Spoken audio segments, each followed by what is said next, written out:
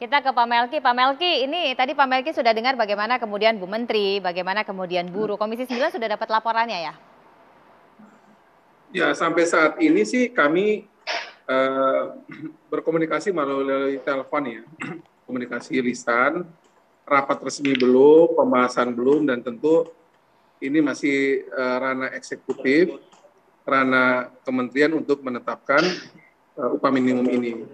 Memang kami cermati pembahasan yang disampaikan secara lisan kepada kami bahwa pembahasannya sudah berlangsung semenjak Undang-Undang Cipta Kerja ini diputuskan, kemudian diturunkan melalui PP, kemudian pembahasan sudah dilakukan, dan memang seperti tadi disampaikan oleh teman-teman, pasti tidak mungkin akan ada kesepakatan yang bersifat bulat terkait dengan upah minimum tersebut.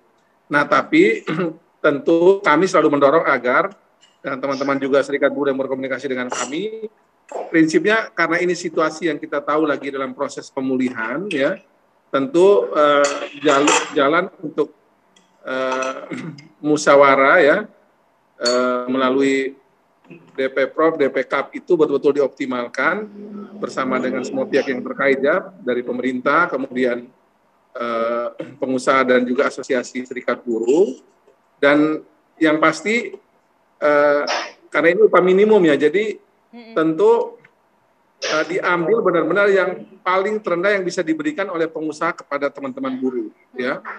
Memang ini sangat tergantung dari bagaimana angka di setiap sektor, di setiap daerah, di setiap jenis usaha.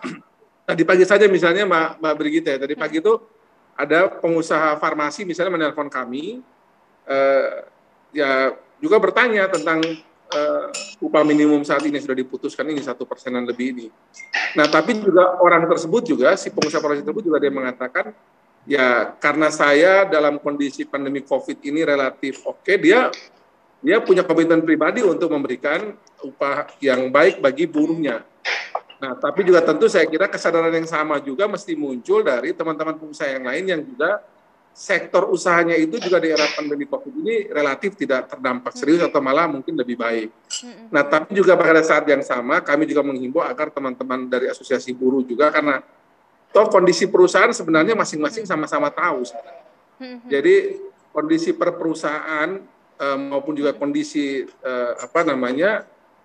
di setiap kabupaten kota, di setiap provinsi itu sekali lagi jangan ditutup-tutupin, dibuka saja apa adanya, dan pengambilan keputusan terkait upah minimum sejauh juga itu rasional kita bahas dengan tenang, mestinya nggak ada masalah menurut saya. Artinya jangan juga kemudian kayak selalu bertentangan ya, antara selalu posisi buruh misalnya di kiri, pengusaha di kanan, pemerintah di tengah. Tapi duduk bersama itu maksudnya ya karena kita sudah saling paham, yang pengusaha yang untung itu jangan ambil yang minimal ini, dia ambil yang angka yang bagus bagi buruhnya. Nah, bagi yang di jenis usaha yang memang berdampak cukup serius, di daerah yang juga mungkin memang relatif masih pemulihannya, juga kita harus mengerti bahwa ya udah ini kita ambil yang paling rendah saat ini di angka yang sudah pemerintah putuskan ini. Ya. Lalu bagaimana sebenarnya hitung-hitungannya? Mbak Dita mesti menjelaskan sesaat lagi, tetap bersama kami.